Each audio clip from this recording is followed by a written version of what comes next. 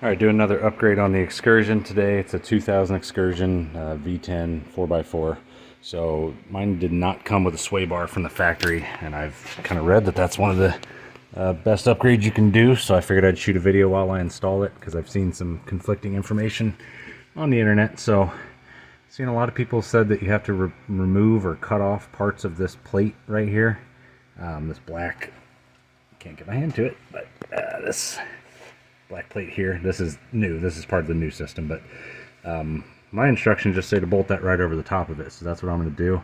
Seems like it's not going to be in the way at all. So all I've done so far, you see on the other side I haven't touched it yet. You've got your U-bolt that goes through for your shock mount. Take those two nuts off. My truck's pretty crusty underneath, so I soaked it real well first with some WD-40, let them soak in. Took those off, and then this bracket goes on like this. Put the new U-bolt through, put the extra hole up top, and then I just put one nut and washer in place for now, just to hold it there while I go to the other side and do the same thing.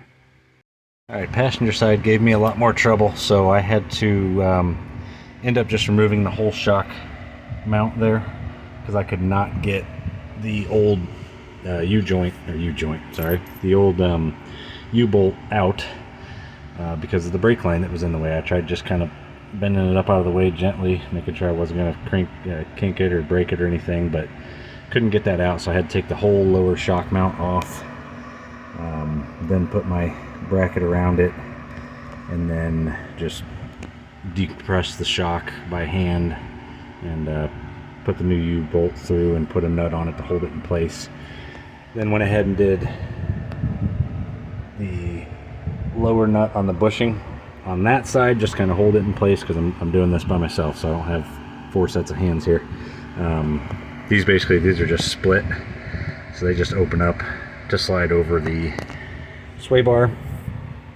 Just kind of set the sway bar on the rear end for right now, and then I'm basically going to put this up here, put that lower nut, washer and nut on that side as well, and then the top one uses a bolt with a washer and a nut. So that will get me, I won't crank everything down yet, but that'll get the sway bar kind of hanging about where it needs to be on its own. Alright, so now I've got it kind of hanging in place, both sides. Everything just kind of finger tight right now, again, just to hold the weight of the sway bar up. What that also allowed me to do was kind of get it in place, so I can try to figure out where those holes are. And I believe it's that hole right there on this side, and I'll climb over to the passenger side here in a second and figure out where that one's at.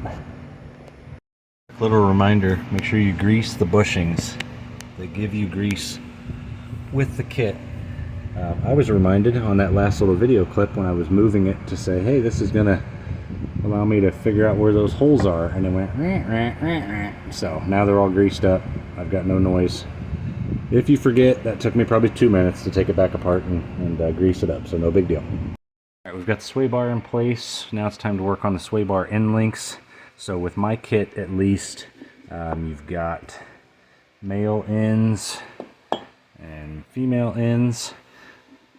I have a bushing, hourglass bushing, and then the sleeve that goes into it. They are different sizes, so the male end here, the threaded end, has a larger, I'll show you, a larger 3/4 inch versus the smaller 1/2 inch.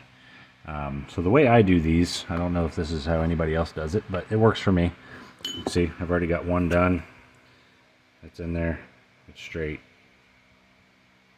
So got myself a little block. I'm gonna get one of the smaller ones, take that little sleeve out of it, some sort of lubricating spray, spray in the hole, spray the sleeve, and then I just get a nice glove, and you can, it's gonna be hard to do holding the phone, but you can just put pressure on it and kind of walk it into that sleeve. So I'll get this one in there, and then I'll show you how I do the sleeve part. Really just kind of put my weight on it, have a glove just so it doesn't hurt your hand, Kind of wiggle it as you go and it'll just eventually pop into place. And then for the sleeve, the little sleeve that goes inside it, kind of the same thing. I'm going to get them both nice and slippery. Put it in there, line it up, and then I can kind of push it in place with my hand. This one I had to tap on a little bit with a hammer. You kind of get to the point where you can see it's still sunken in there, it's still sitting out here. So what I do, I just get a socket that fits the size of that little bushing, and then just tap it down until it's nice and even there in the middle. So I've got these together now, loosely, just kind of screwed in there. I've got my lock nut in place, so once we set the position, we can lock that in place. All the bushings are in there, sleeves are all in. So good to go. So it's going to be kind of hard to show under the truck. So in that hole is going to be that bolt coming through the frame, and then on this shoulder part of the bolt is where this is going to sit, like that, on the other side of the frame. And then on the other side of that is going to go another washer and a lock nut, and then that'll hang down. We'll make the adjustment, and then this is going to connect to the end of the sway bar. So I will go do that, and then I'll show you as I'm doing it.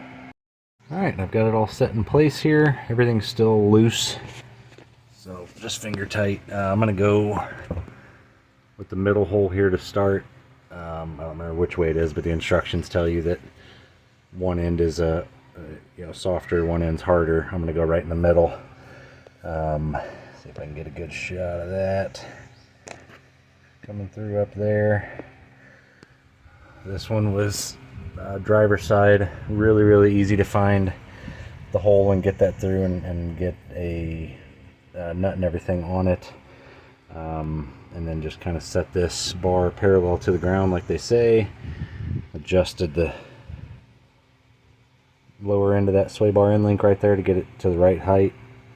Put the nut and bolts through it, just finger tight, and then did the same thing on the other side. So it is all in place. I'll show you kind of what I had to do on the passenger side, because that was a lot more of a pain in the butt than the driver's side as far as finding that frame hole. Alright, passenger side, to give you an idea, because you got your exhaust in the way. It's going to be really hard to show here.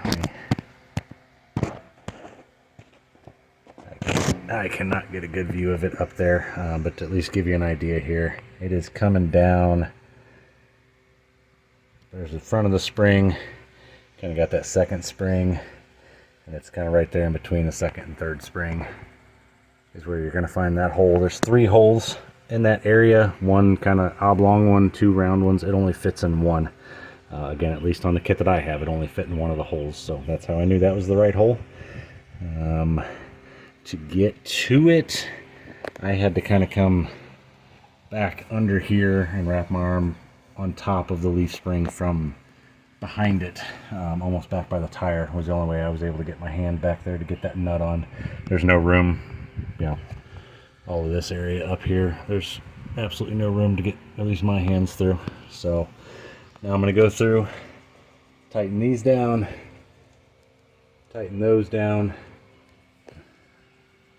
tighten these nuts down, tighten up those up there on the frame, and tighten these down, and then I will take it for a ride. A little help for getting your tools together. These are 3/4 inch. This nut right here was a 22 millimeter. I know, I'm mixing and matching, but whatever fits. Whatever I grab that fits is what I use.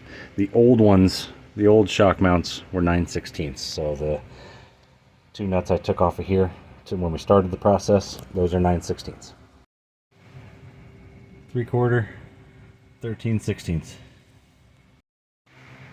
Alright, for the bolt passing through the frame, I had a 16 on the bolt head and we got 11/16 on the nut.